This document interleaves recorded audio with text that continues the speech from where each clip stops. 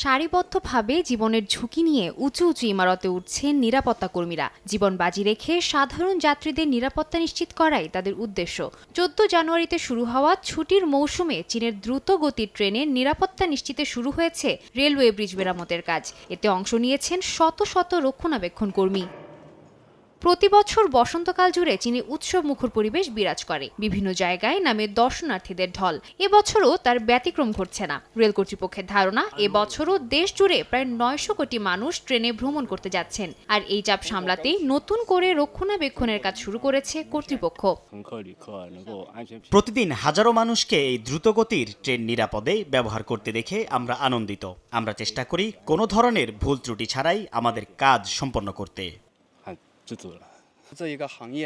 চীনের বিশেষত্ব আমাদের এই দ্রুতগতির ট্রেন। এর কল্যাণে আমরা আমাদের সময় উৎসর্গ করে দিয়েছি। এতে আমরা আনন্দিত।